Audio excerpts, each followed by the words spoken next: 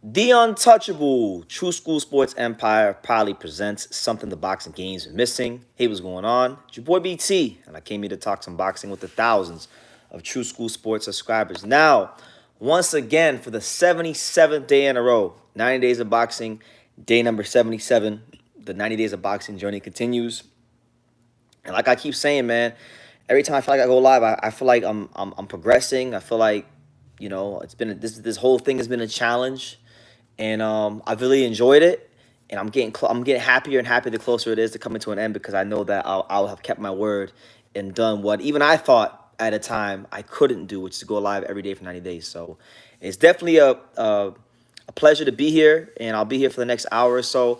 I know a lot of you guys have been asking me, you saying, BT, True School, when you gonna go live earlier? When you gonna go ahead and stop doing these lives at like 1 in the morning East Coast time? So there you go. Today you guys get your wish. I'm live earlier today. I thought it was very important to go live earlier today because tomorrow was fight night here in Vegas, and it's gonna be a long, drawn out day. So I don't want to. I don't want to be up all late and get short rest and then go to the fights all crabby. I want to come do this live, get some good rest, give you guys more content. But before I go any further, guys, do me a favor, smash that like button if you're watching live right now, so that the YouTube algorithms know that you're messing with your boy BT in the True School Sports Empire. If you're watching the playback, smash the like button. And yeah, man, today was a hell of a day. It was a good day. I went down to the weigh-ins today. I saw the fighters weigh in and face off in the last moments before the fight. I saw Sky Nicholson's pretty self weigh in. So shout out to Sky Nicholson. It was good to see her weigh in. Um, and I did two interviews. I haven't put them out yet, but I did two interviews. They'll probably be out either tonight or tomorrow. But they'll definitely both be out before the Hitchens fight. I interviewed Keith Connolly, who is Philip Hergovich's manager, Edgar Berlanga's manager, Richard Hitchens' manager. That'll be out soon. And then I got the interview that you guys been waiting for, which is the Raymond Ford interview. I had a chance to finally speak to Raymond Ford for a prolonged period of time and interview him, and just talk to him about what's going on with his career and what happened with the Odebrecht fight and what's going on with him moving forward. So it was a good moment in time, for us to finally knock the interview out, because he was here in the chat the other night, and like I said, it was good to interview him, and he was cool about it, and definitely looking forward to putting that one out. But that's enough rambling for me. Let me get into the comments. Shout out to everybody here. We got my man Shinobi in the building. He said, "What's up, BT? Good to see you." Shinobi, he said, "I haven't been able to tap in these past lives, so I wanted to stop by real quick." Well, listen, you know what it's been. Every 90 days, I'm here like clockwork. So good to see you. National Memorial Guard, my boy Nathan's in the building. Good to see you, champ. James Valdez, good to see you. He says, just came in to smash that like button. Yeah, good. Thank you, man. Appreciate it. And then we got my man Bentley. Shout out to my guy Bentley, South Florida stand up. He says hello. Good to see you, champ. And then Pops, he says, "That's that shirt." Yeah, man. I'm styling a little bit. We're doing our thing. We're doing our thing. We're just chilling. But let's see what's new in boxing right now. I mean, you guys know that the main thing that I've been talking about here on True School Sports the last couple lives, the last week, we're getting close to it day by day. I mean, I know we got Hitchens tomorrow.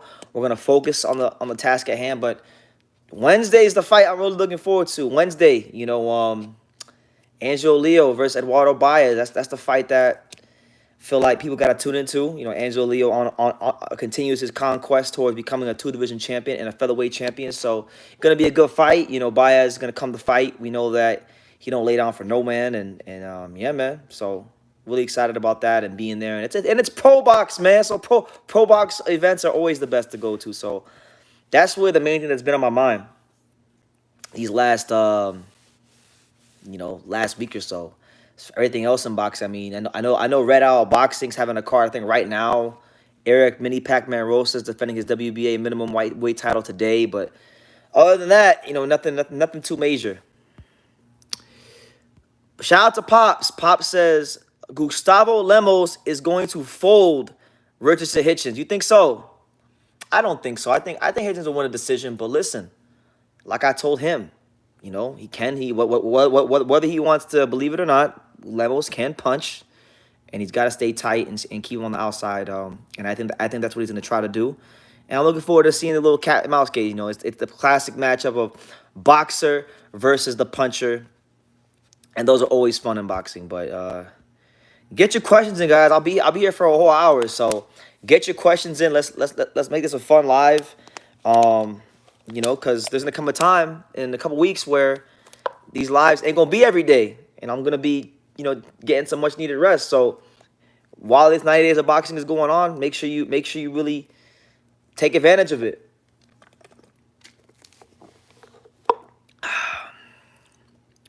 Did Brandon Lee retire? Jesus Sen wants to know that. Not formally. Like, I haven't heard anything about him retiring. I just know that Brandon Lee has been super inactive and hasn't fought and has changed managers and things like that. So, that's the last I heard of him. Eddie Morales, good to see you. Change says Brandon said he is fighting in April. Okay, so there you have it. Brandon Lee will be fighting in April. Good. That's good news. That's real good news. Hopefully it's against somebody decent. Hopefully him and Gary Antoine Russell could fight each other because neither one of them seems to stay active. So whether it's now, whether it's later, that fight makes a lot of sense. By the way, I want to give a shout out to Michael Benson. Michael Benson today, he actually cited my Eddie Hearn interview on Twitter. So all day on Twitter, like literally the whole day, my notifications have just been blowing up. So Michael Benson, shout out to you, champ. One of the most popular Twitter accounts in boxing. Sharing my interview. I wonder what took him so long. I've done way better interviews than the Eddie Hearn interview with Isaac Cruz, but I guess some people catch on a little bit later. That's kind of how it is. But let me know where you guys are watching from. What city, what state, what continent are you watching from? I just woke up from a nap before I came here. I was watching a little bit of Eduardo Baez, kind of studying him. That's really the only fight that's on my mind right now is that Angelo Eduardo Baez fight because it's such an important fight. I think Angelo wins that fight. He's fighting for a world title the next fight. So I think so. It's the only thing that's on my mind. So I was watching a little bit of his fight with Enrique Vivas. That was good. That was a good scrap. Vivas was remember Vivas is a volume puncher. Baez, even though he's Mexican, he's not a Mexican that he kind of paws with his punches a little bit. High volume guy, paws with his punches, doesn't really turn that shit over the way he should. Good fighter, definitely durable, definitely can outwork you, definitely bring some positive attributes to the table. But yeah, it's a bit of an awkward fellow, that Baez, So it is what it is. We'll see. Senate, is Pops covering the live for Hitchens and Pacheco? Yes. Pop, yeah. So yeah, thank you, Eddie. So for those of you wondering, yeah, I won't be able to go live tomorrow for the fights. So Pops, as per usual, when I'm not home, he's gonna go ahead and cover the lives today or tomorrow, I should say, for Pacheco and Hitchens, and he'll keep the streak going. So tomorrow will be day 78. You guys won't see me till day 79. And then yeah, it should be a good night of fights tomorrow. I had a chance also. Today was a good day today because I had a chance I ran into the Yafai family on the way out the Fountain Blue. So I had a chance to talk to Cal Yafai and Gamal Yafai, and they're lovely people, man. I really got a lot of love for the Yafais because I remember being in the UK, not really planning my trip the best. Kind of going to the UK kind of broke, to be honest with you. And I remember they were really inviting and welcoming me to their gym. So I never forgot that, even though it was 5 years ago. And so it was great to see him. I know you got Galal fight. He's in a little bit of a tough fight tomorrow. Eddie Hearn's trying to fast track him towards the biggest and best things out there in the 115 division or 112 division, flyweight division. And he's got a tough Argentine in front of him, Agustin Galto. A lot of people don't know who Agustin Galto is, but much like Lemos, I'll even say maybe even more than Lemos. I think he might actually be the tougher matchup. He might be the more talented of the two Argentines on the card. Good fighter. He suffered a setback a couple fights ago, but he's rebuilt himself up. He's been kind of fighting all over the place. 122, 115, 112. So this fight will be at 112, and I think this is a weight that suits what Galto wants to do a little more. So looking forward to it. I would definitely say, in the short boxing career of Galal Yafai, I would say that Agustin Galto is the toughest opponent he's fought to date. That's my opinion. But I'm looking forward to seeing that. But yeah, man, it was lovely to see the Yafais today, man. I love the Yafai family. Cal, Gamal, all of them, man. They're great people. So, it is what it is, man. I know tomorrow I'll tell you guys another fight that's happening tomorrow, and I keep forgetting it, but I just remembered it now. Um, what's his name? The IBF 154-pound title, the one that Jamel Charlo lost. Tomorrow somebody will be occupying that title because Jack Colque and Bakram Murtaladzev are fighting tomorrow. I think in Europe somewhere for the title. So the landscape 154 will be a little clearer after tomorrow. So be on the lookout for that fight as well. My man right here says, "What are your thoughts on Melvin Druslov in a possible unification fight with Jinjiro Shigeoka, BT?" I like that fight. Melvin Jerusalem he fought his ass off, man. I give him a lot of credit because Udai Shigeoka is a good fighter, a good counter puncher, but he beat the fight out of him. I mean, he couldn't miss with the right hand. He couldn't miss with the right hand when he placed it to the head. He couldn't miss with the right hand when he placed it to the body. And it was a really fun fight, a really good display of aggression, and a great way to re-announce yourself to the division as a two-time champion. Listen, Melvin Jerusalem, I know, wants a shot at Oscar Collazo. I know that Jinjiro Shigeoka wants a shot at Oscar Collazo. I think any mix of those three fighters fighting each other is a good fight for boxing, or good fights for the 105 division. So that's kind of why I stand with that. But yeah, good fights. What are my thoughts on Talise versus Josh Jackson? I don't really have any, but it's a good fight from what I hear. I don't have any crazy thoughts about it. But yeah, another thing, guys, if you haven't checked out the what is it, the Eddie Hearn interview, the Richard Hitchens interview, any of the interviews from yesterday, please go check them out. It's good stuff. Hyro said, "Hey BT, I'm having a blast watching the undercard of Eric Rosas. I love Dominican women, unlike you." You're funny, man. Yeah, I'll probably check it out when I get some time. But I had to knock this. I had to knock this live out. You know, I couldn't watch Eric Rosas, man. Will Lorenz Medina fight on Pro Box TV? I don't think he's gonna fight on Pro Box TV next. I've been told some things from him, from him directly of what he may do, but I can't really say what those things are because again, it's not my job. It's not my place to say certain things if they're still working deals out. So you'll hear about him soon enough. But where's everybody watching from? Let me know what city, what state, what continent. Get your questions in. It's your boy BT, the untouchable, True School Sports Empire. Listen, honestly, guys, I'm so tired from just running around. Y'all could even ask non-boxing related questions. It could be that kind of live if you want it to be. You can ask me non-box related questions.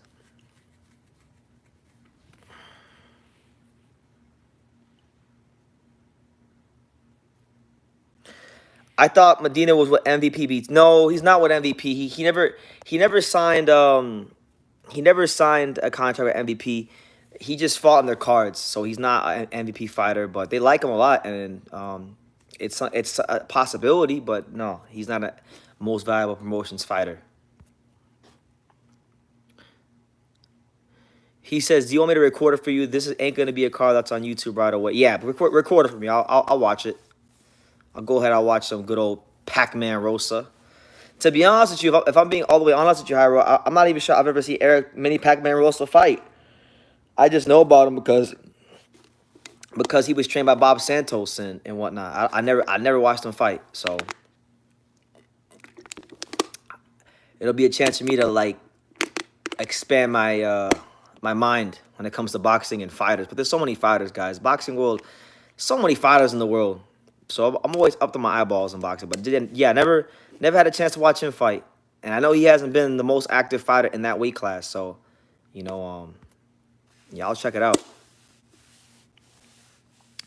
Supposedly, Andy Ruiz Jr. is back in the gym and expected to get a fight in the summer than the top guys. Yeah, I mean, that'd be nice. Andy Ruiz, we haven't seen or heard from Andy Ruiz since late 2022. We're in the second quarter of 2024. So, if he's going to continue to box and try to have any semblance of a boxing career, you got to go ahead and, get active. MEZBX, shout out to him. He says, "Did you catch Ray Ford again?" Yes, I did. And I did the interview with him today. I just gotta post it. It's in my dashboard. I just gotta edit it, thumbnail, post it. It'll be out either tonight or tomorrow. But it'll definitely be out before the Hitchens fight. Listen, it was a good conversation.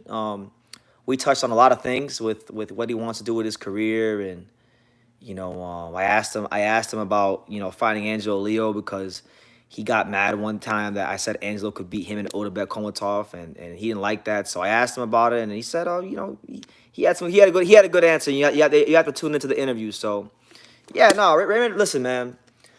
Despite what I may have said in the past, Raymond Ford's a good guy, man. He's a cool guy, and looking forward to his fight. Apparently, he's fighting on the Shakur Stevenson undercard in July. So looking forward to seeing what he does next, and hopefully he can get the big fights against Venado, and if not Venado, go up to 130 and fight Joe Cordina. Those are fights that are also interesting fights. Particularly the Cordina fight. I like that Cordina fight a lot. I think it's easy to make. It's USA versus UK. Cordina has been a straight diva since he became a champion. Unfortunately, and I like Joe Cordina, but that's just the truth. But yeah, watch. You'll see it when it comes out. Enrique says, "What's good? BT? What's good? Sky Nicholas is on the Hitchens undercard. Yes, she's fighting for the world title against Denmark's very own Sarah Malfood or something like that. Yeah, she's there. I saw her today in all her glory at the weigh-in. She's ready to fight. The queen of Australian boxing. BT, do you still never want to see Ergashev again? I was mad that night, man. I was going crazy. I was going crazy that night. He's fighting really soon. I think it's this month. He's fighting on. I just did a video about it. He's fighting on a Salida Promotions card because he's got to rebuild his career. So we'll see what happens with Ergashev. I like Ergashev. It's just that night I was so disappointed. Not because he lost. It's just that he just gassed so damn quickly. And I guess in retrospect, and like in hindsight 2020, he gassed because he got stabbed in his freaking quads and his body is never the same. So he may never be the same. If you go through those kind of things, you may never ever physically recover. So we'll see what happens. I still think there's some guys at 140 that ducked him and didn't want to fight him for whatever the case may be. That should go ahead and try to fight him at some point. David Esther says, do you think Terrence Crawford would actually stoop so low to fight Josh Kelly? Yes, I do. 1,000%. Why? Because regardless of what me or you say, Kelly is in that position to fight, and Terrence would be winning a title in a fourth weight class. I 1,000% think Terrence Crawford would fight Josh Kelly and would stoop that low. And that would be sad. I'll be honest with you. If he fight Josh Kelly, that'd be sad.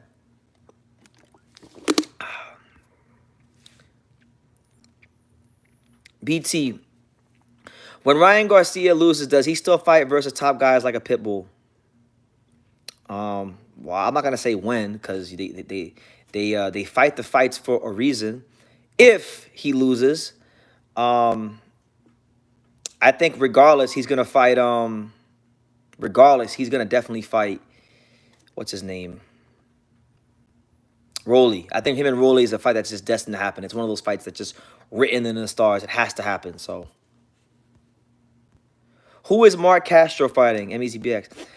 He's fighting the tough Mexican gatekeeper / journeyman. I don't know if you want to call him a gatekeeper or journeyman. He's got like 4 or 5 losses, but he's fighting Abraham Montoya. Abraham Montoya is most notable because he actually has a win over Venado Lopez. He actually knocked out Venado Lopez early in his career. So Mark Castro's fighting him in a good little step-up fight. So it's a good fight for him.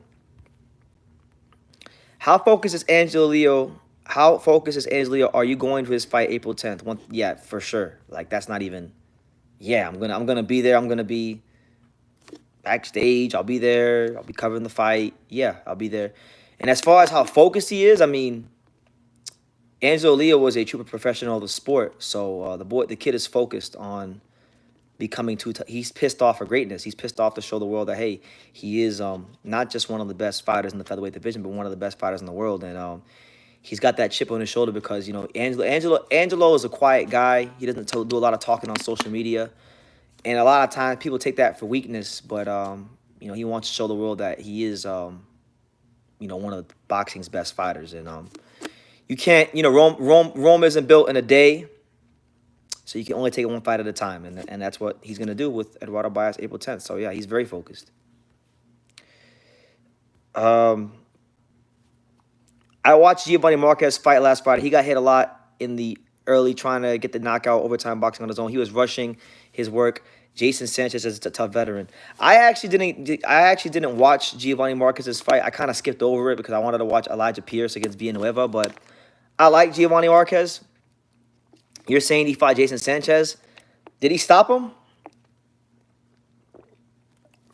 Because Jason Sanchez has been getting whacked by everybody recently. Venado Lopez has never been stopped. Oh, then I guess I read it wrong. But he hasn't won. Regardless, Abraham Montoya beat Venado Lopez. He has a win against him. That's what I'm trying to say. I'm a little tired, so maybe getting things wrong here and there. But James wants to know, what's the backstory behind the name True School Sports? That's a great question. It's just a term. I've heard the term True School in rap songs before. And there was like I was in the Dania Beach Library, like, what was it? How long ago was that now? Like 12 years ago, I was sitting in the Dania Beach Library trying to figure out what I was gonna name my blog or my channel, whatever. I just started writing names down, and I vividly remember writing down like old school sports, new school sports, true school sports, water cooler sports, like just names. I was just writing as many names down as I could and figure out what stuck. And yeah, True School Sports just sounded good, so I just stuck with it. That's kind of the long and the short of it. That's the story. Chris Review says, I hope you're doing well, BT. Listen, man, I'm tired. Like, I have a lot of things going on in my life, but I'm thankful, I'm blessed, I'm grateful, I'm happy.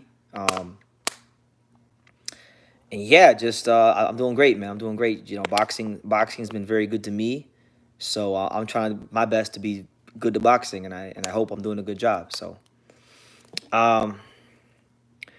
he says, nope, another decision on Giovanni Marquez's record. He looked good to me at first, but I'm not high on him anymore, to be honest. We got to stop pumping up these guys who haven't really beaten anyone or done anything. Yeah, I hear you, man. I hear you. I think boxing's in a place. I think the reason why that's happening is boxing's in a place where we don't really have any transcendent, like, superstars, so to speak. So I feel like anytime a young guy comes up and shows a little bit of promise, we're hoping that one of those guys maybe can fill that void. But look, I didn't see the fight, but based on what you're telling me, looks like he didn't impress or do too much. Do you really think Fundora is going to rematch Tim? Samson's saying they're going to rematch Tim. I hope they rematch Tim. I think if there was ever a fight in boxing that warranted a rematch, it's that fight, and it was a really good fight, and it was competitive, and why not? BT, are you going to buy a house? Yeah, one day. I don't know when, but it's in the cards one day. It's not something I'm thinking about like right this second, but yeah, I would love to buy a house one day. Well, I'm having a strong feeling it's not going to be in South Florida though, because housing's crazy over there. But maybe like, I feel like Las Vegas. Every time I come back, Las Vegas is starting to feel more and more like home. I actually feel like I'm visiting more when I'm home than when I'm in Vegas. It's funny enough. So if I do get a house, maybe I might need to take the True School Road show and make it the True School Vegas show. You know what I'm saying? Omar Gonzalez, he says, "Que ondas, bro? Saludos from Phoenix, Arizona." And shout out to the beautiful, lovely valley. I love Arizona, man. I can't wait to go back. I had a great, time in Arizona. Everyone treated me great. People were very nice. Women were extra beautiful. I love Arizona. I can't wait to go back. I'm excited. I'm excited for June. Bam versus Guile can't get here soon enough. I may go to Arizona a week early. That's how much I liked Arizona. It was that fun. It was that awesome. People there were that great. Got a lot of love for the fine folks in Arizona. Eddie Hearn is going against WrestleMania. Eddie Hearn is going against WrestleMania. He's going against WrestleMania. He clearly has no idea what he's doing. Ain't nobody signing up $30 to watch for DAZN. Okay, well, that's you, Hyro. You hate Eddie Hearn. You hate Eddie Hearn. So thank you for being consistent. James Valdez wants to know: is there a Miss BT and Lil BTs out there? No, there's definitely no Lil BTs out there. And as far as a Miss BT, there's not a Miss BT, but there is a couple potential Miss BTs. But we're not really focused on the Miss. We're not really worried about the women right now. We're worried about getting True School Sports where it needs to be, and in time, whenever God permits, that'll happen. There's no sense in rushing things like that.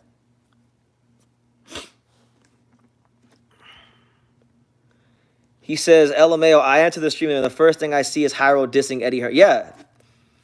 One thing you can count on: the sun coming up, the birds chirping, and Hyro hating on Eddie Hearn, BT, what are your thoughts on the earthquake in New York? That's crazy, man. I hope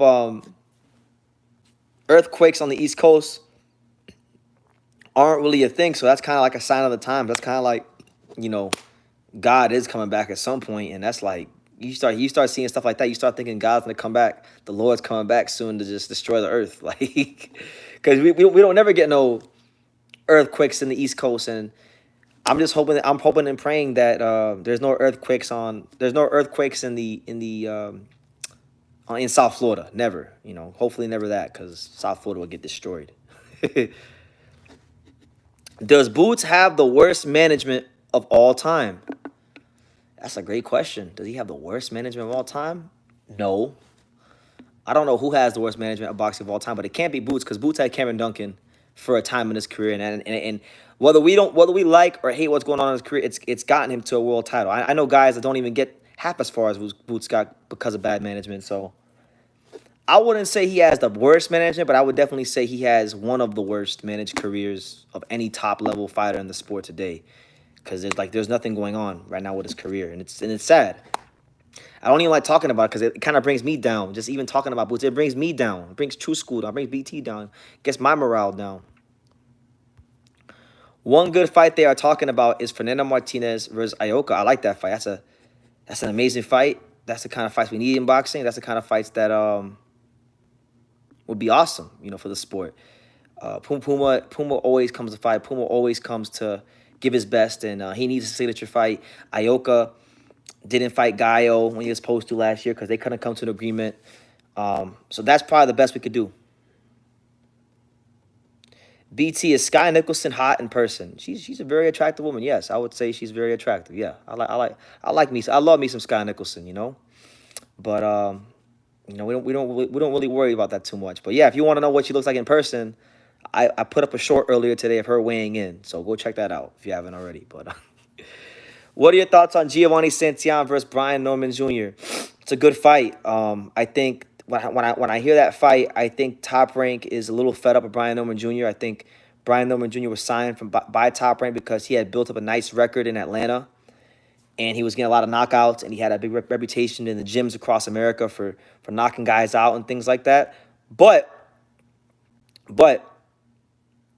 he's been on ESPN a couple times against Quentin Randall and Janelson Figueroa, and he's underwhelmed severely. So now it's kind of like they're putting him in a sink or swim fight against a guy that I know they rate highly in Giovanni Santillan. So they're killing two birds with one stone. They're keeping Giovanni Santillan active, and they're trying to see what they got in Brian Norman Jr. Good fight. I think Brian Norman Jr. is heavy-handed, but sometimes he's a little gun-shy, and I think Giovanni will beat him. He should beat him, but best of wishes to Brian Norman Jr. Maybe this is a fight for him where now that he's got a guy that is coming off a big win where he'll be an underdog, maybe this is where he fights even better. Maybe pressure makes a diamond. We've seen it many times in boxing, so we shall see.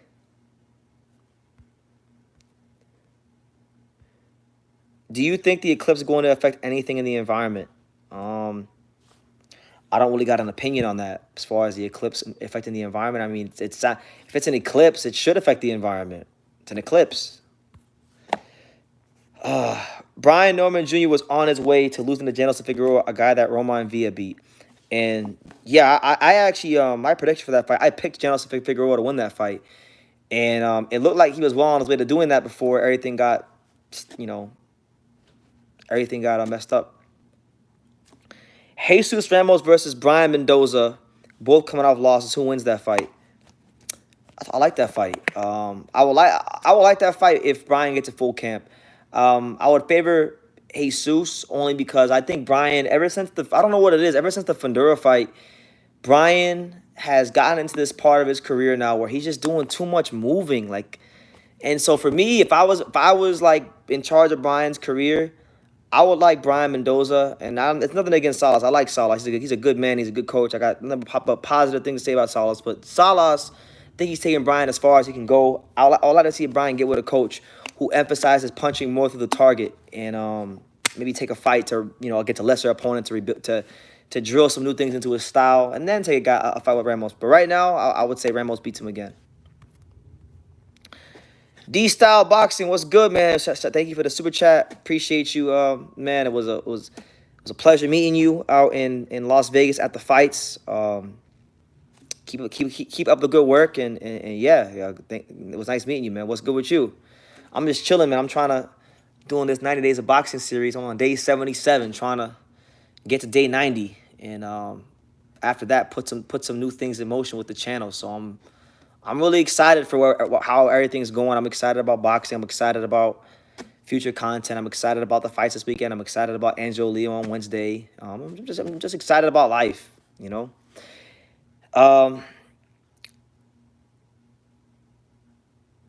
Jesus Ramos beat him when he was 20 years old. He'll beat him easily.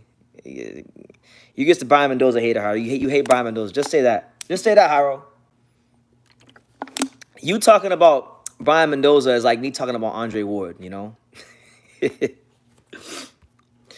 BT, why don't you try to promote Angelo whenever his current contract expires? Because I'm not a promoter. I'm not a promoter.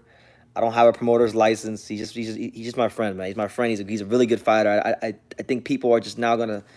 They've only just now started to see over the last couple of fights on ProBox what he's got in his skill set, and I think next Wednesday and the fight that I think is after that, these next two fights, I think people are gonna finally start to get the memo of why I talk how I talk. So, looking forward to it, man. Looking forward to seeing him do his thing, you know. I can't stand what Ramos did against Lubin. I know you say he got robbed, but I don't see it that way. Lubin controlled the middle of the ring, and Ramos had a marked up face. Well, I'm thinking about what I said. I thought Jesus Ramos won the fight pretty comfortably, and Eric Lubin got a gift, and he got a gift as a result of just being the guy who had more. He had more money invested in him than a guy like Ramos. You gotta remember, Eric Lubin was getting money pumped into his career when he was with Mike Tyson Productions, and they had high hopes for them. So that's what I think. That's me. That's what I'm going with, because I don't see how he won that fight, but that's just me. Did Jesus Ramos maybe let his foot off the gas a little bit? Yes. Could he have done more to make the fight more emphatic? Most definitely. But I think he won, and then they took it from him. Don't you want to be a promoter now, Angelo? No, I don't. I've never said that. I never said I want to be a promoter. Never, sir. I said I'd like to be a manager at some point, you know. And even with that, it's like that's a tough job. But never a promoter. I would never ever want to be a promoter, because I know a couple promoters personally at the club show level, and it's like I know what goes on in boxing promotions. I wouldn't touch it with a 10-foot pole. Never. What's the difference between a manager and a promoter? A manager is responsible for picking the fights for a fighter's career and making sure that they get the maximum return on their investment. A promoter is part of just putting on good shows. A promoter, generally speaking, unless he has an exclusive contract with the fighter, he doesn't care if the fighter wins. His job is just to put on a good show for the fans to come back and be entertained and spend their hard-earned money. That's a promoter. I don't want to be in boxing promotions. I'd rather just be a manager or something like that, you know, on a lower level, you know. Heyman is a so-called manager. No, Al Heyman is not a manager. Al Heyman is an advisor. He circumvented everything, because if he was a manager, he would be in direct violation of the Muhammad Ali Act, because he has PBC. So he is not a manager, you know. But I hear you. One day, BT will have Angelo, Chayshawn Wiggins, Otaro Anosian, and Lorenz Medina under True School consultations. And don't forget Eric Lances Jr. Don't forget Philip Hergovich. Don't forget who else? It's a lot of guys. Lawrence Newton, Ian Green. Don't forget those guys.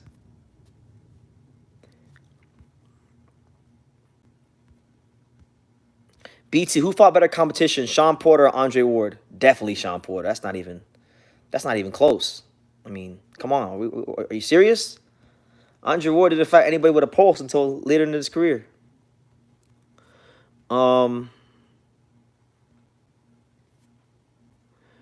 BT, why did Henry Brown withdraw against Charlie Suarez? They're supposed to fight for the IBF super featherweight title eliminator.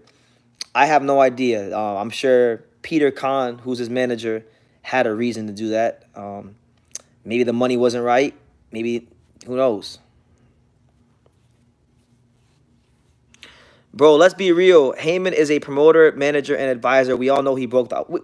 I know this, man. I know he's been talking about. He's been, all those things for a long time. I'm just telling you, legally speaking, in terms of the money, the terms, the legal verbiage. He's an advisor, and that's how he's gotten around that.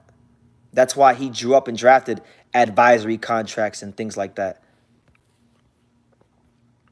But we all know, like, Samson Boxing, TGB Promotions, Louis DeCubas, all these guys.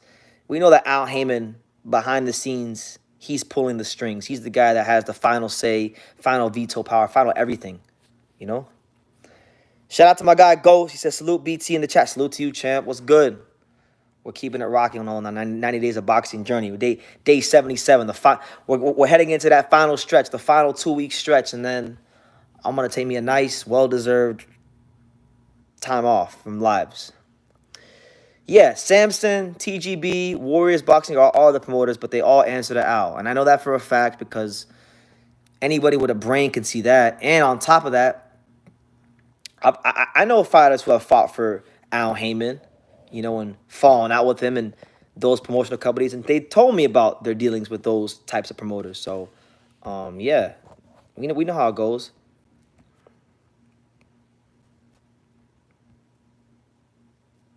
But shout out to everybody here. It's your boy BT, the untouchable True School Sports Empire. We're here and just talking boxing. Going early because you guys keep playing. Some of you guys keep complaining and saying, BT, you're going live too late. So now I'm going live early. And guess what? My viewership is higher when I'm live later. So guess what? We're probably gonna go later tomorrow. Go live late on Sunday. Hyro says you're hating on Andre Ward is ridiculous. How was it ridiculous?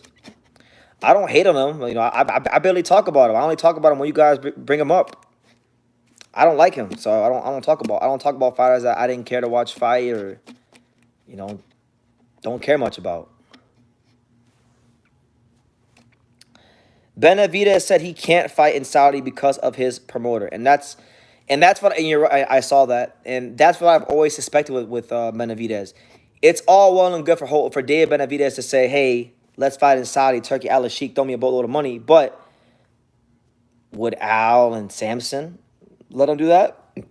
I don't think so. So that's why I was always skeptical of him calling out Canelo to fight in Saudi. You know what I'm saying? Benavidez said he won't fight in Saudi because Turkey told him Morrell fight in September and the winner gets undisputed.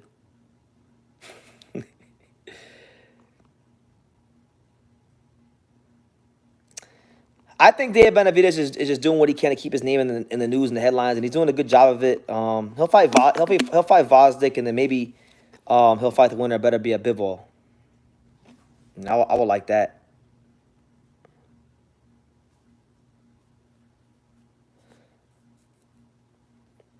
Hyro, I'm not talking about him. You keep bringing him up. I mentioned him. I mentioned him. I answered one question about it, and you want to make this whole lie about Andre Ward. I'm not sitting here talking about Andre Ward. He's done. He's retired. He's old news. We forgot about him. He's done. It's not Alan Sampson. It's who the Saudis want in the fight, which is funny because Warriors got paperwork, and it was a yes. Talking about with Morrell.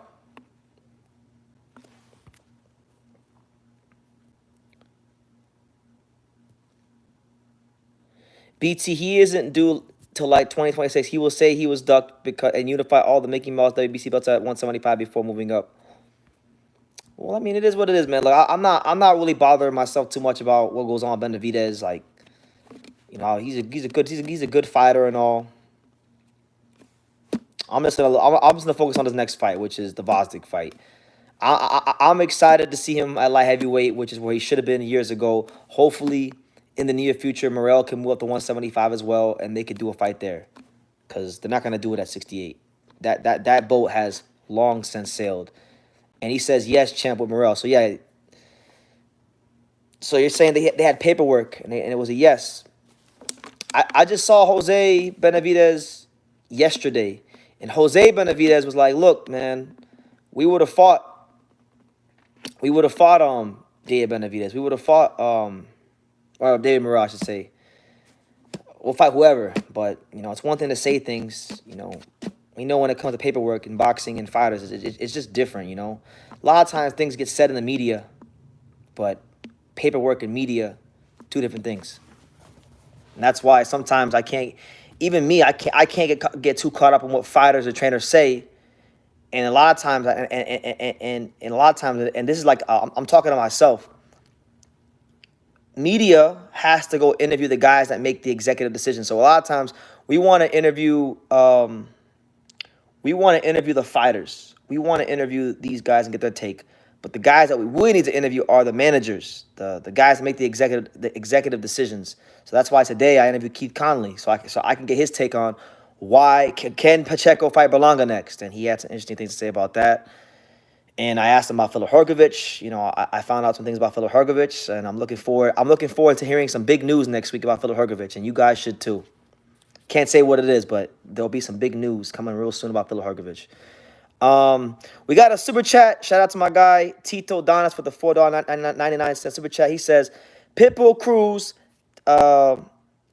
Matias need to fight now. They'll make more money fighting each other than Tank. 1.2 million pay-per-view buys easily. Marinating this fight is very risky, and I agree. You know, we get Mexico versus Puerto Rico so pushed down our throats as boxing fans. And a lot of times, these Mexico-Puerto Rico fights don't live up to the billing. A lot of times, they're not as great as advertised.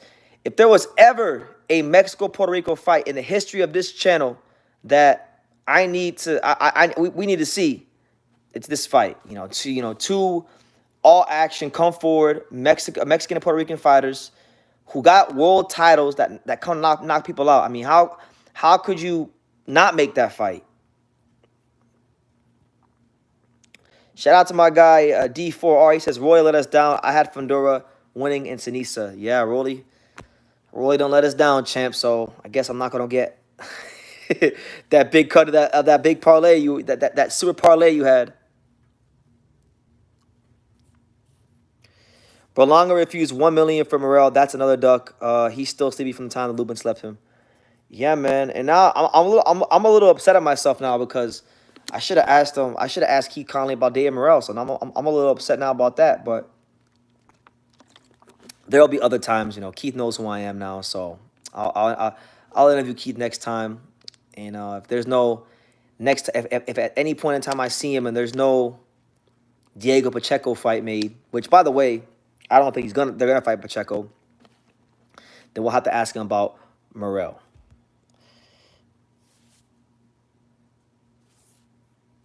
If they miss Pitbull, if they miss the Pitbull Matias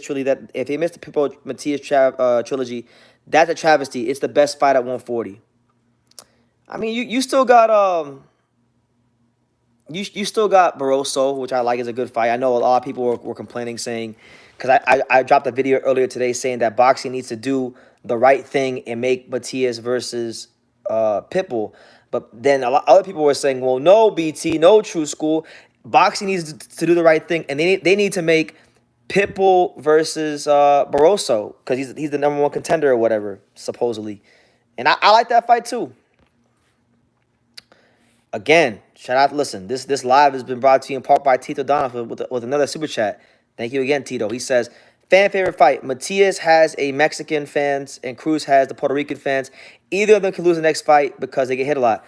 And yeah, let me go turn this light on. Yeah, both these guys need. I feel like Cruz and Matias, while they're very fun and while they're very entertaining, this ain't Pacquiao versus Floyd. This isn't Crawford versus Spence.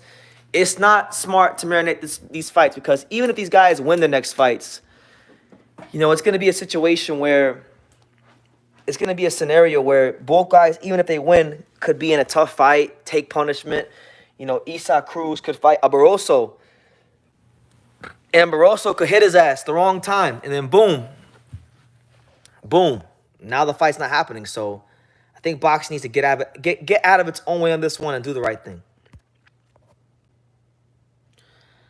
I didn't see Pitbull get hit a lot. Where he get that from?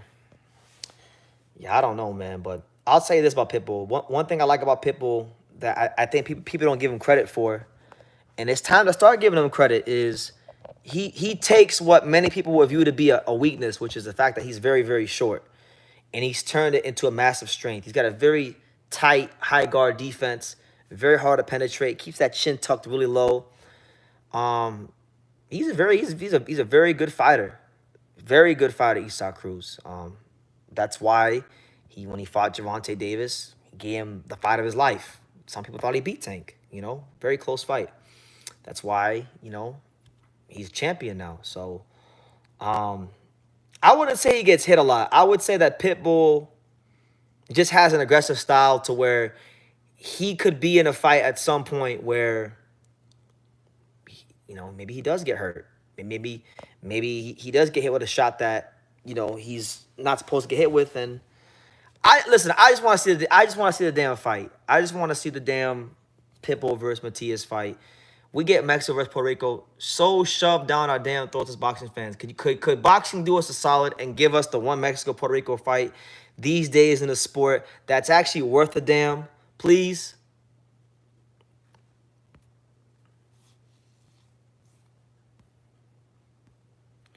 By the way, Edwin De Los Santos is about to retire El Rayo. I'm very excited for that rematch because I was there when they fought the first time and it was very, very interesting. It was a very fun fight.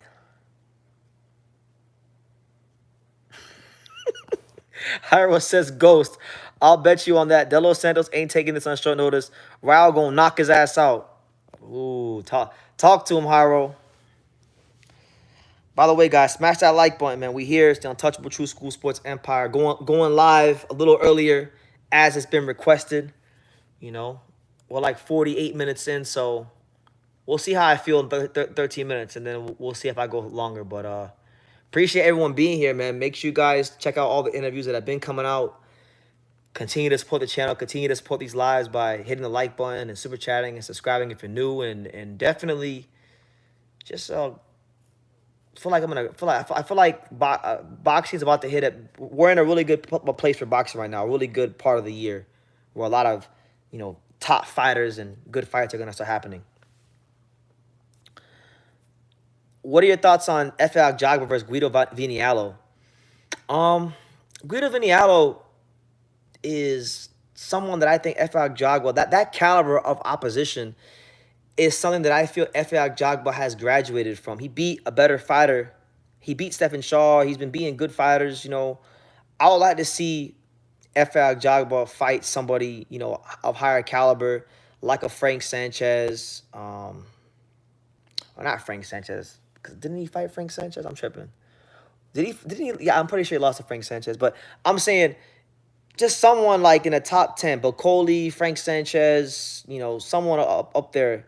I don't think, to be honest with you, I don't think Guido Vinialo is that good, No, I know he's been in a lot of camps. I know he's been like Fury sparring partner. I know he's Italian, but man, these Italian heavyweights, they ain't what they used to be. They ain't Rocky Marciano. They don't make them like that no more. So, best of luck to Guido. I don't want to put nobody down, but Guido is a guy that I think Ajagba should be beating the brakes off of. And if Ajagba can't beat the brakes off of Guido Vinialo, then what are we doing? Like, he's on a fast track to nowhere.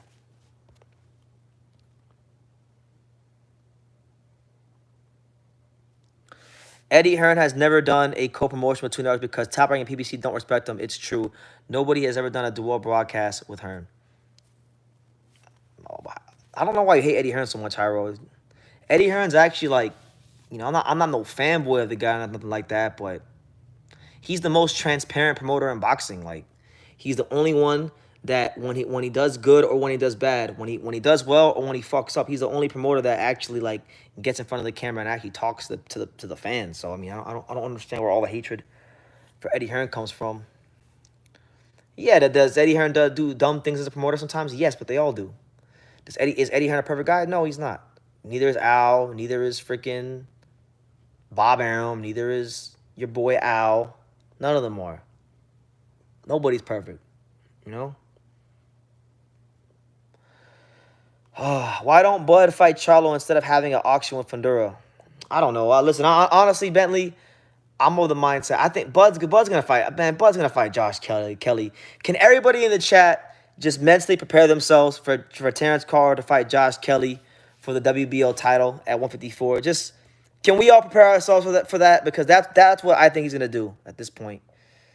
He's gonna do that fight because it's an easy fight. It's a low risk, high reward fight. He gets to fight a guy that he's gonna be a huge favorite to beat. That's already been knocked out by somebody he's knocked out in David Avanesyan for a title in a weight class he's never been champion in. So that's what I think. Hannah Shrevall says, Kelly's still active? Yes, he is. He's been taking these little fights in the UK. He's been highly ranked for like about a year or so. He's like number one or number two. I always thought that Kelly would be a guy that fought Xander Zayas, but Peter Khan, his manager, is being very, very meticulous and slow and tactful with Xander's development. So there's not going to be any Josh Kelly, Xander Zayas fight. But I would have liked that fight, but then it would have put Xander in a position where he's going to have to fight for the world titles, and he's still 22, 21, and obviously we know that he's been hailed as the messiah of Puerto Rican boxing, so they're going to be extra careful in this day with him because, you know, that's just boxing this day and age. You know, everyone's just extra careful because nobody wants to lose. And that's why I respect the guys like Rolly, because Rolly's got balls, man. Balls the size of grapefruits. He'll fight anybody. Even if he lost the Tank and even he lost Pitbull and these guys, you know, he fought them. He got in there and he fought them. So I can respect a guy like Rolly, but I just feel like there's too much marination and protecting, and I get it from a managerial standpoint, but what I would like to see boxers and managers start doing is if your fighter gets into the rankings, let's say you get a fighter who's ranked in the top 5. If you get a fighter ranked in the top 5 and you know for a fact that your guy is not ready to fight for a world title for like 3 or 4 more fights, you need to request. You need to go to the sanctioning bodies and you need to request to be removed from the rankings because there's no sense in developing a fighter, getting him to number 1, number 2, and then just keeping him there just because. There's other hardworking fighters that would love to be in that spot and that would deserve that spot. So don't clog up the rankings and cause further confusion. If you know your guy's not fighting for a world title within 3 to 5 fights and he's ranked in the top 5 of any sanctioning body, go to the sanctioning body and request to be removed from the top 5 or the top 15. So your guy can take as many tune-up fights as he needs and get back into the top 15 whenever you want him to. That's how I feel. James Valdez wants to know, what's Pops' real name so I can check his box rec. Pops wasn't a professional fighter, but Pops was in the military, and Pops jumped out of planes. And, yeah, Pops is a bad MF, man. F a box rec. He was shooting people. He was playing Call of Duty in real life. F a box rec. Now, my dad's real name, for those of you who want to know, is my dad's real name is Nelson. Shout out to my pops.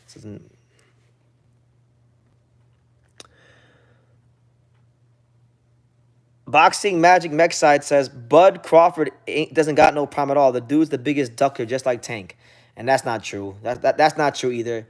I'm pissed with Bud now, and Bud, you know, he has been on some foolishness with Jaron Ennis and whatnot, but no, Terrence Crawford's a damn great fighter. You're out of your mind. Just say you don't like him because he's not Mexican, man. I don't think I've ever heard boxing. I don't think I've ever heard Boxing Magic Mech side ever come in here and talk good about a non-Mexican fighter. It's always every non-Mexican fighter is trash and every Mexican fighter is good. That's all I hear from him. It's a shame, man. It's a shame that people. It's a shame that people allow their love for their culture to overshadow what's so clear to see. That Terrence Crawford is a great talent. He's a great fighter, but just he's on that bullshit. Is Potts bothered by Tio's comments on Puerto Rican fighters? I know he was high on Tio. I don't remember. I don't remember him saying anything about Tio's comments about Puerto Rican fighters. I think he thinks Pop. Honestly, I think the one time I brought it up to him, I think he just said Teofimo's lost his damn mind. Crawford is on his ducking bullshit. Check his resume. You don't even know his resume. You don't even know his resume. You only know Canelo. You know Canelo, and you know that's all you know, man. You don't know. You don't know nothing else. Terrence Crawford couldn't even get fights against the top guys early in his career because Terrence Crawford was not a U.S. Olympian. There was a lot of money pumped into his career, so he had to just fight whoever they put in front of him. But yeah, once Crawford got to a certain point, he could have fought some better people. We know PBC fighters didn't want to fight him for a number of years because he was with Top Rank and Bob and these kind of things. Who's Crawford's prime win? For me, the best win on Crawford's resume, if you're asking me, I think the best win on Crawford's resume would be when he was at 140, when he fought Victor Postal. Victor Postal was a guy that knocked out Lucas Batiste. I actually remember being here on YouTube and people saying that Terrence Crawford was going to duck Victor Postal. I remember that. People were saying he was going to duck Victor Postal. And he fought Victor Postal, and he beat him pretty easily. So I would say, Victor Postal. Lipinets, Mike Garcia, they were all back down at 40. Come on, man. Are we really gonna? Are we really gonna? I don't want to talk about. I see just like Andre Ward, Mike Garcia is another one. He's another one of those guys from back in the day that. He was. You want to talk about ducking fights? You want to talk about not taking fights? Good fighter, all the talent in the world. But you really want to talk about ducking fights? Mike Garcia was ducking fights. Mike Garcia ducked Lomachenko. Mike Garcia ducked Linares. Mike Garcia ducked Yukiores Gamboa. Come on, man. People want to bring up Mike Garcia, downplay Terrence Crawford.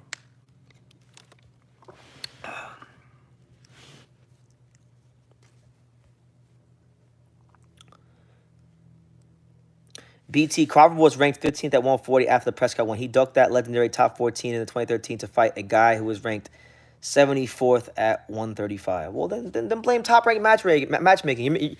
You guys making it sound like Terrence Crawford had any say in those kind of decisions. Come on, man. These guys, a lot of these guys don't even have that kind of say. Mike Garcia had a say, though. Mike Garcia had a huge say, especially towards the middle parts of his career when he was a free agent. He was ducking everyone.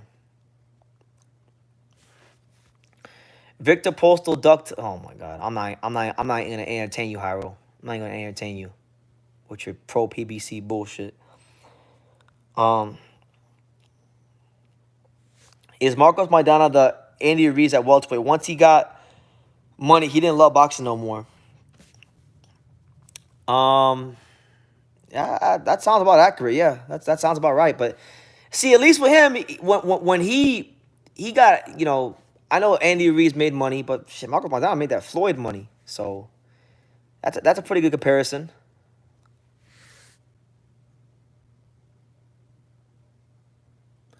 Crawford fought 2 top 10 guys in his whole run at 140. He did the same at 135, and he knew he was 180 weight cutting down because Bomac himself admitted it.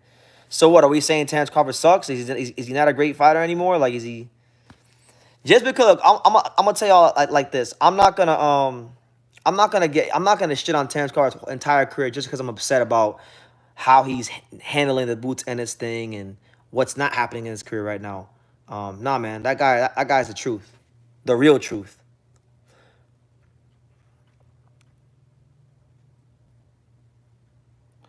I think Josh Taylor and Jose Ramirez is overrated too.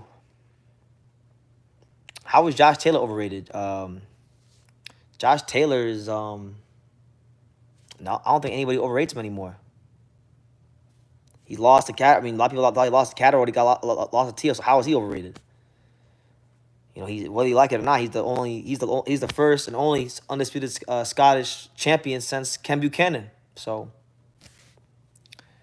It's easy when you beat trash can fighters. Oh yeah, well, like how good your resume, boxing magic Mix? How who'd you beat since his resume so bad? Who did you beat? Maybe he needs to fight an Avni Yildirim. Maybe if he fought an Avni Yildirim or Rocky Fielding, that'd be a lot better than what he's been fighting. Maybe he should fight those guys. That's what I'm saying. Like, people like to shit on Josh Taylor. Josh Taylor ran through the whole 140 division, and really, if he had just left the division when he was on top and not fought Catterall, he would have been okay. You know, the whole narrative on his career would be different. Josh Taylor is the only undisputed champion other than Usyk who cleaned out the whole weight and defended the belts long term. Credit for that. Yeah, Josh Taylor's the man. That's what I'm saying. Nobody wins forever. Everyone has an easy fight once in a while, but your whole career is wild. You know, Roy Jones Jr. had a great line in his song. Y'all must have forgot. He said, and they got the nerve to say, "I ain't fighting nobody. I just make them look like nobody." So maybe look. The guy, I'm not gonna sit here and say Terrence Crawford's resume is like Salvador Sanchez or like, you know, Lennox Lewis' resume or anything like that. It's not a great resume like that. But a lot of these guys fighting are good fighters, but he makes them look like bums. A lot of these guys, he makes them look like bums, but they're not bums. Josh fought Regis back when Regis was in his prime and actually a problem. This was before Zorilla dropped and beat Regis.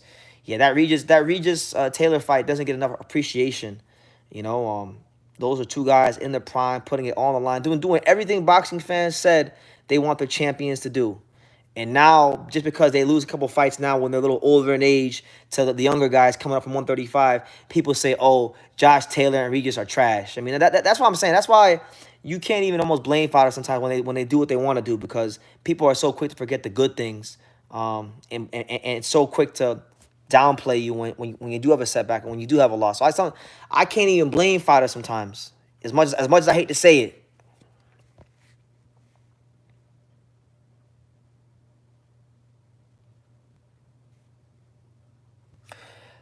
Crawford struggled with a 126-pound Gamboa.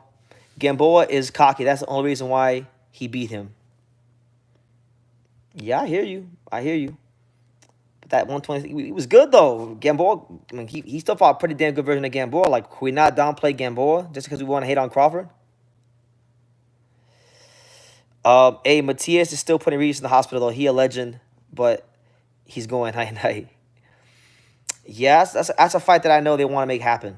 You know, Regis and him had some words 2 years ago, so that's a fight that they should be looking into. Jose Ramirez never wants any real smoke. Yeah, you want to talk about guys that have been avoiding fights, like left, right, and center for like the last 2-3 years. He's prime example number one. Crawford is good, but it's not convincing at all. He doesn't need to convince you. He don't gotta convince you. He's a 3-division champion. He's the 3-division champion. He's on the top. He's on the top or close to the top of nearly every pound pro list in the world. And everyone with a functioning pair of eyes who's not, you know, a hater knows he can fight his ass off. So don't gotta convince you. Stop it. I told you Gamboa should be a Hall of Famer, but you said he has too many losses. No, he's not a Hall of Famer. Gamboa is not a Hall of Famer, but he's a very good fighter.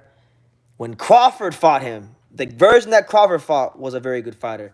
The version that you dick ride because he fights on PBC, that guy was shot to pieces, and he should have retired about 7 years ago when he lost to Robinson Castellanos. When he got his ass beat by Robinson Castellanos, that's when he should have retired.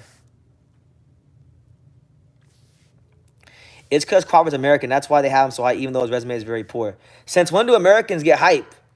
When do Americans in boxing even get hype like that these days? Americans don't get hype. American boxing don't get hype like that. It's the Mexicans that get the hype. It's the Puerto Ricans that get the hype.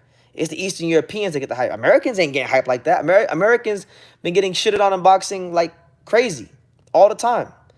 Some of it, I think, is just. I think some American fighters do deserve to get shitted on. But in the grand scheme of things, American fighters ain't getting that kind of hype. I mean, Devin gets hype. Shakur gets hype. There's like 2 or 3 American fighters that get any sort of hype. But overall in boxing, in the grand scheme of things, American fighters ain't getting hype like that. It's the Mexican fighters. It's the Puerto Rican fighters, the Eastern European fighters, you know. The Japanese now, they getting hype. Americans don't get hype like that no more in boxing.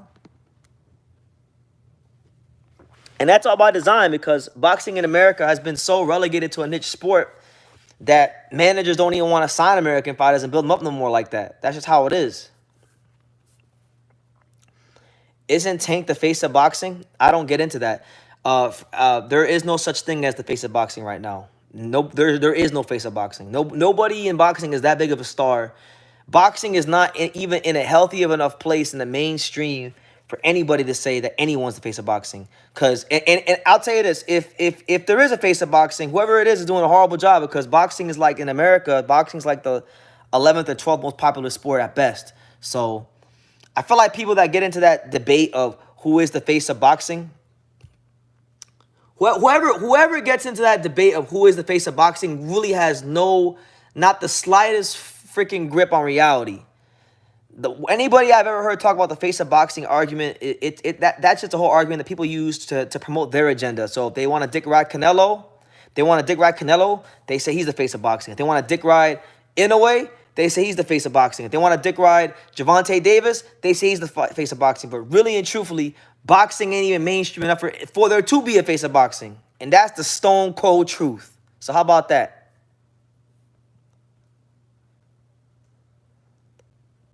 Americans say Tank is the face. Well, America's a pretty big country, man. I mean, not every American says that.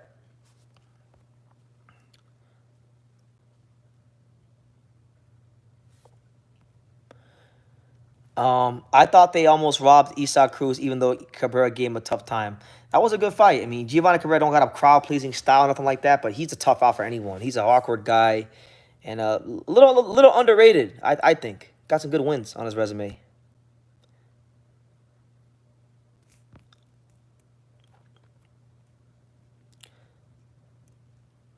I like that fight. If William Zepeda and Giovanni Cabrera got made tomorrow, that'd be a fight that I think would be great for boxing, you know, and that would really show what kind of level Zepeda is on because, again, Giovanni Cabrera has some good wins on his resume. He's giving Isaac Cruz a tough time. He's awkward. He's a southpaw. He can move. He's got experience. I mean, there's a lot of things to work out when you fight a guy like Giovanni Cabrera, so...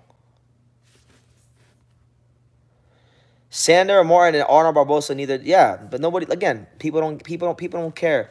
Most people really aren't boxing fans. They don't care about those guys. You know, and Ghost was crazy about boxing. Apart from like the fine folks at Pro Box, there really aren't many platforms in boxing for guys like Sandor Martin and Barbosa. Those guys gotta kind of wait their shot now. But like back in the 2000s and 90s, they would have been on Boxing After Dark. They would have, you know, been active and been able to showcase their skills against other guys. You still ride with Chris Colbert, and you think he should fight at 130.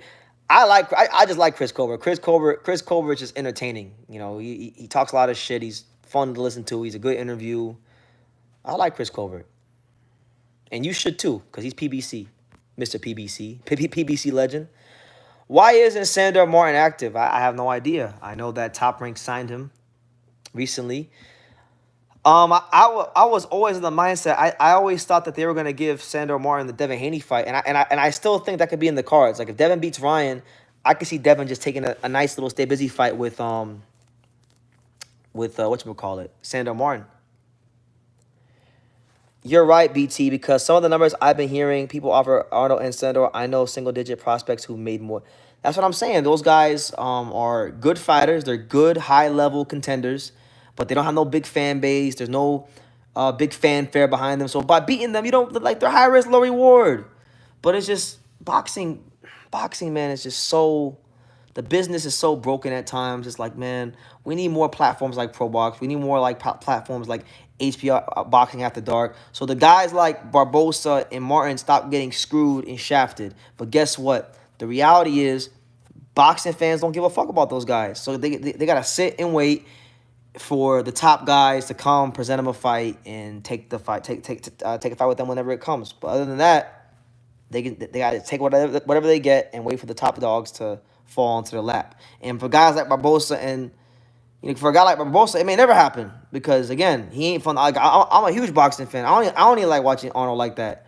But I'm not gonna sit here and hate. He's a high ranked fighter. He's a good fighter, and I think like if you show consistency in your career long enough, you should be afforded the opportunity to at some point, fight the guys that you're ranked highly in the governing organization to fight in. It's not happening for him, and it's a shame. Did you watch Benavidez on Fresh and Fit? Why don't you go to Boxer and visit him? Because I'm in fucking Las Vegas, Harold. That's why. I'm in Las Vegas, champ. I'm not in Miami. I'm in Las Vegas. Stop asking me about Miami. Stop asking me about South Florida. Stop asking me what I'm doing next. I'm sorry to curse at you. I'm a little tired right now. But I actually talked to Jose Benavidez yesterday about that. So we may be going down there really soon. When I go home, that's actually like one of the top things on my agenda. When I get back to South Florida, I know what time he trains. His dad told me what time he trains. I'm gonna go down there and I'm gonna go pull up on the Mexican Monster, see what's good. See if we can get that interview in. It's only right if he's in South Florida. I enjoy Barbosa more than Williams Pair, that's for sure. I would love for him to get one good fight. Yeah, I mean, look, what is he, like 20, 29 and 0? I mean, Jesus, man. It's like these guys, people always got things to say about these guys like Barbosa or Gustavo Lemos not fighting certain guys. It's not fighting big names. But then, like, if the big names or the credible names don't want to go around you, then how do you build your resume? How do you build your skills? Same thing with Philip Hrgovic. Things are going to change for him very, very soon. Stay tuned for that.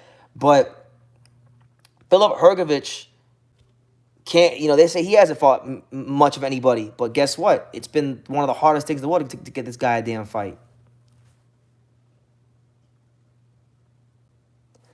BT, before you go to see him, I'll give you a bunch of videos of his promoter admitting they ducked my boy Morrell and Lewis. Yeah, man. For that interview, I'm gonna make sure I'm extra prepared for that day because that's gonna be a big one for the channel.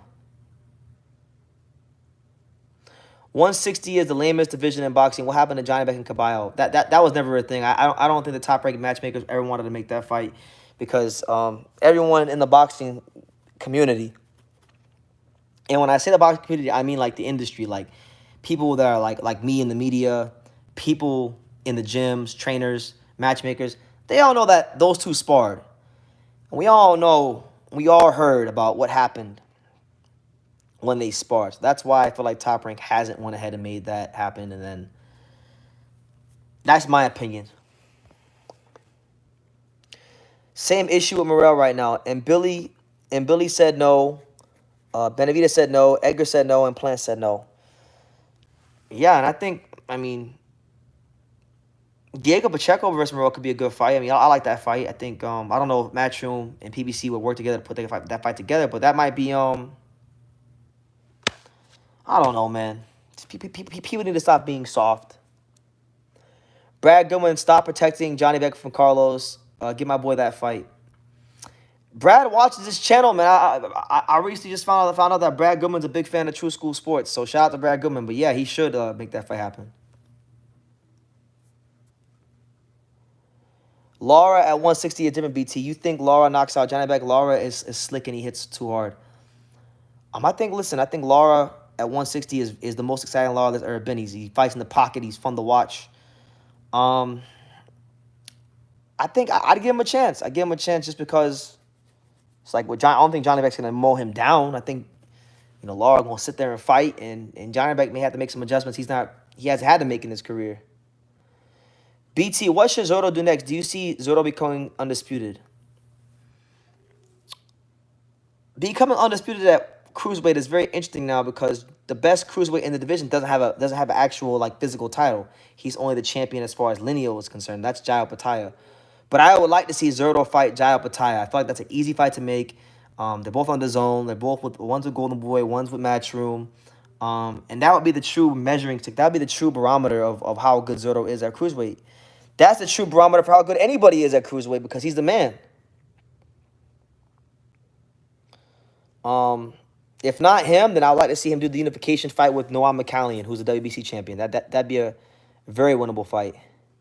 Victor Delgado says, I told y'all Sebastian Fundora is a MFN beast, and he is. Shout out to Fundora on winning the fight. Hopefully, he gives Tim Tszyu a rematch, like they say.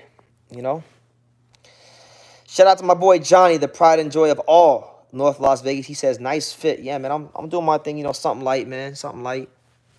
Someone was asking me earlier at the press conference or at the weigh-in. They said BT, are you going on a date? I said no, I'm not going on no date.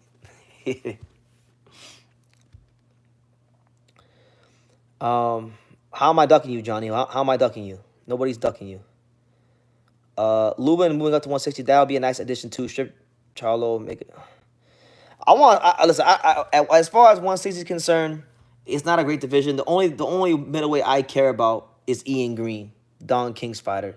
That's my favorite middleweight. So someone need to go see Ian Green. That's the guy everybody gotta go fight. That's the guy that everybody gotta go see. My dog Ian Green.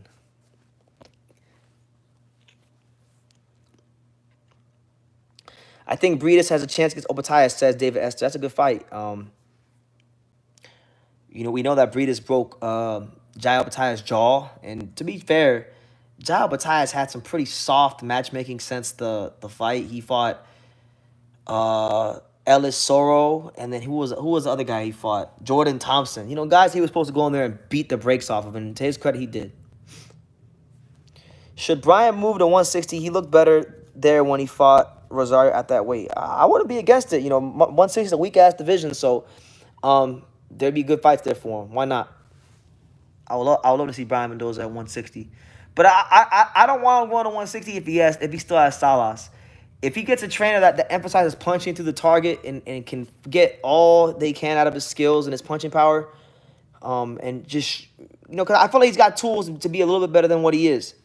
And they're not being applied properly. And a lot of that's because Salas teaches that boxeo con flow style where guys are just moving. And it works for guys like Lara, and it works for guys like, you know, that move. But guys like Mendoza doesn't work. I mean, it worked to a point to where he's been successful now, but now he's trying to get to another level when he can't get to it because he's not fighting the way God made him to fight. God gave that man punching power in both hands, TNT in both hands. So got to use it. Riot, where is Brian Castano? Your guess is as good as mine, champ. Who knows?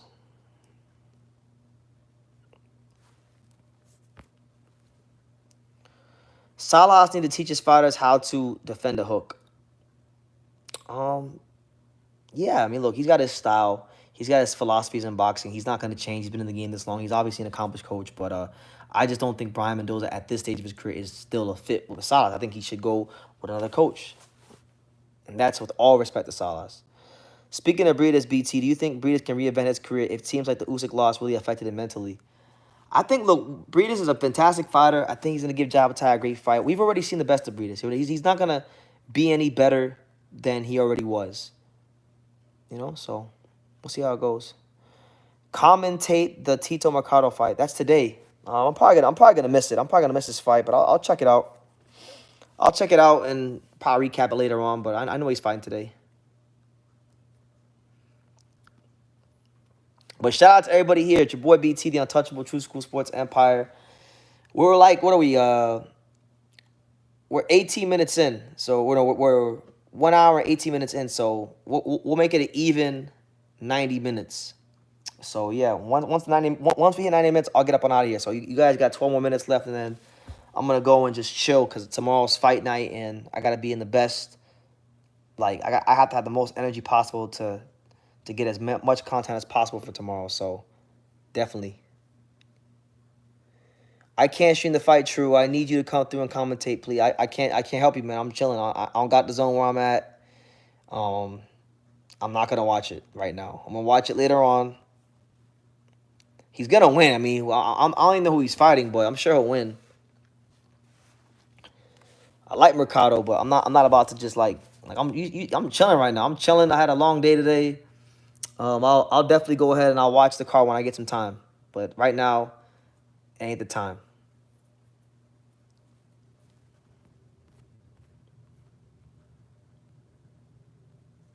Salah's issue is that he was blessed with Cuban talent who came pre-packed with all the skills, and he thinks that it's everybody. You can't train Mendoza like he is Rigo Lara. They're all different. Exactly. And Hand History Vault says, BT, you're brutal, bro. Why am I brutal? What did I say that was brutal? Is the guy that Navarrete's fighting any good? Dennis Baranchik. He's a solid. He's Olympian, southpaw. I think Navarrete will win. I think Navarrete will do his thing. He should beat him. You know, Top Rank picked this guy for a reason. Tito Mercado is another guy who hasn't done anything. He just knocked out a bunch of guys that they put in front of him. I mean, I like Mercado. He's a very exciting boxer, puncher. Zolani Ndengeni took him the distance. So that's a good fighter. That guy is durable. BT, who do you think is the biggest hype train waiting to be exposed at the present? The biggest hype train in boxing? See, I hate being asked this question because every time I start talking like this, like even though it's only 14 here, even though there's only 14 people here, it's like I say one thing and it always gets around. So it'd be mad annoying these days. But honestly, Jared Anderson, I'm gonna go with Jared Anderson. Jared Anderson, Jaime Munguia. I'm gonna go with those two. Jared Anderson, Jaime Munguia, Brian Norman. Who else is there? I'll say those. No disrespect, no disrespect to anybody. BT, most people are saying Navarrete is getting stopped. By Baranchik? No, stop, man. That's not happening. I watched him fight. I watched him fight against Anthony Egan. No way. Nah, I wasn't impressed when I saw him fight. He gonna have to show me.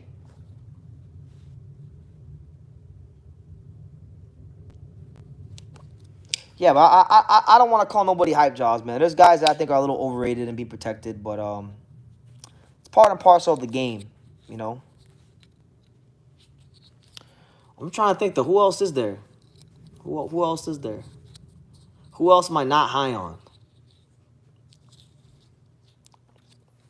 Oh, I'll give you guys a name. A guy that I don't think he's overrated because nobody talks about him, but I think he's been like very protected throughout the years. Rashad Matty. He's a decent little fighter, but I think he's been matched perfectly. I think he's a loss waiting to happen. Rashad Matty, the Albanian. Good fighter. I'm not saying he's bad, but I don't really see what some of the fuss is about. Conor Ben. Conor's a good. I mean, Conor. Yeah, not if Matchroom gets the way. If Matchroom gets the way, no, not Conor Ben. Conor, like, I like Conor, good guy and everything, but Conor already kind of got found out a little bit when he fought my boy Pete Dobson. Pete Dobson already exposed holes in Conor. And funny enough, I know it's going to sound crazy, but I went back and I watched that fight, and I was scoring it. That shit was close, man. That commentary was super biased. I think Pete might have won 5 rounds. Might have even been a draw. I had it pretty close when I went back and I rewatched it. Conor did not fight as good as that commentary was making it out to be. And when I seen it in person, I thought, like, okay, Pete probably lost 8-4. When I went back and I watched it, I said, man, this shit's either 115, 113, or 114, 114. It was really close. It was a close-ass fight. In a perfect world where things were even, Pete could get that rematch, but it's not going to happen. He had his chance. That's why Eminem says, you only got one shot. Do not miss a chance to blow. So you got to take advantage of it, man. It's like me with this boxing thing. You only get one chance to be this young and cover the sport of boxing. So you can't take it for granted. And so it's like with anything. He says Edgar Berlanga. Everybody hates on Edgar Berlanga, man. They need to leave my Puerto Rican brethren Edgar Berlanga alone, man. Edgar Berlanga is a good fighter. I think he's better than people give him credit for. But I don't think he's as great as maybe the hype was initially, but I don't think he's as bad as everybody says either. I think he's somewhere in the middle. I want to pick against Navarrete, but he always gets it done. Have I watched the Harold fight? You're talking about Team Combat League? I know Team Combat League was today. No, I didn't. How did Harold look? I'll probably check it out. Shout out to the Miami Assassins. We finally got a team. South Florida finally got a team in Team Combat League. So hopefully they do well. I know you got Harold Calderon, Daniel Bailey, Apayemi Odeyemi, Sense Boys on the Miami Assassins. So I hope they win the championship, because the Marlins ain't winning the championship, and the Florida Panthers. I mean, I think they'll win the Stanley Cup, but if they don't get it done, if none of the teams in South Florida get it done, hopefully the Miami Assassins win Team Combat League. Bring something back to South Florida. Shinobi says, I just met Shane Mosley. Dude was cool. He let me get a picture and sign my gloves. We also talked boxing for about 20 minutes, and he came to my gym to talk to the fighters and the kids. Shane Mosley is super, super cool. I love Shane Mosley. Shane Mosley, I met him in 2016. I interviewed him in 2016. Good guy. Talked boxing to me for like 20 minutes myself. So, yeah, he's a good guy. Great fighter in his day. Obviously, none of us are perfect. We all make mistakes. We know what happened with him back in the day.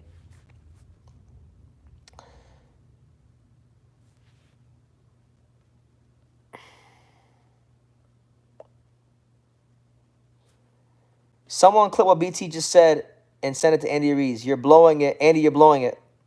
Well, what did I say about him not fighting earlier?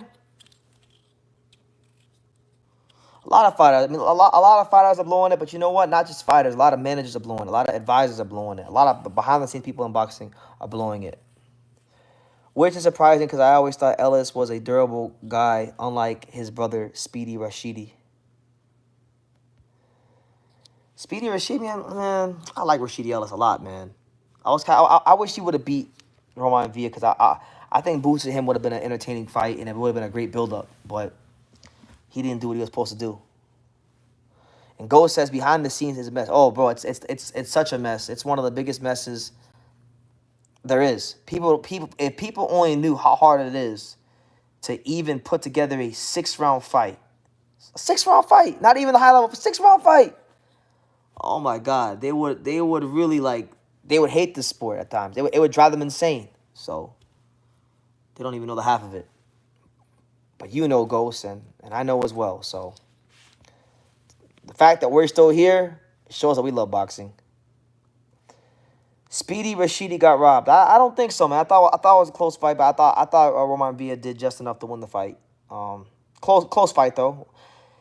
A good of enough fight to where I think a rematch could be warranted in the future, but who knows? I know Roman Villa is a Samson fighter. I don't think Samson will do that fight again.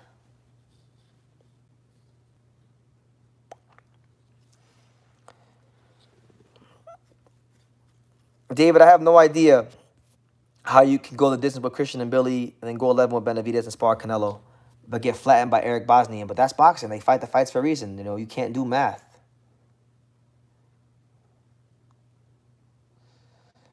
They shelved Speedy Rashidi after he destroyed Oscar's hype job, and he has been able to get his momentum back since. It's a shame. Yeah, man. I remember when he beat Alexis Rocha and he did the John Cena "You Can't See Me." That was an underrated moment in boxing when he was styling on Alexis Rocha and he did the "You Can't See Me." It's unfortunate, man. I had really high hopes for him. Still a fan though. Hopefully, he can still salvage the rest of his career. David F says he wants to see Roman Villa and Earl Spence. You know what? I've never thought about that matchup ever. I've never thought about Roman Villa and Earl Spence. But stylistically speaking, it's two guys that like to come forward and throw a lot of punches, and just sign me up. I like that fight. That's a good little fight. Then PBC need to hire you.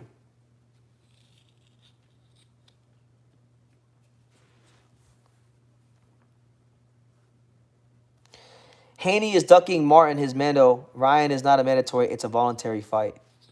So you want to see Devin Haney fight Sandor Martin? I'm glad people like you, Boxing Magic Backside, that care about the Spaniards, that care about, Sandor Martin. We need more people like you in this world.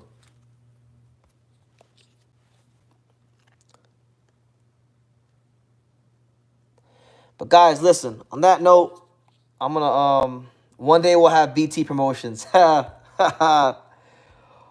Hopefully not, man. I'm telling you, maybe I'll manage some fighters, but I do not want to be in promotions. So if that ever happens, that's all because of God. It ain't because of me. That ain't my doing. But listen, guys. On that note, I'm gonna wrap it up because like I said, I gotta start getting ready to get some rest and just taper it down here a bit. But listen, Stay tuned for my 2 interviews I did today. I'll be dropping them really soon with Keith Conley and Raymond Ford. 2 great interviews. Check them out. Go check out all the interviews from yesterday with Pacheco and Jose Benavidez Sr. and Eddie Hearn and Richard Hitchens and Richard Hitchens' coach Lenny Wilson. All that stuff. It's all good stuff. But till then, until tomorrow, Pops will be live tomorrow. So Pops is gonna hold it down tomorrow for the live. He will be live for Hitchens versus Lemos and be doing that whole card. But yeah, till then, like I say in every single one of these videos, you can love me or you can hate me, but I'm just Kid from Daniel. So until next time, take care, guys.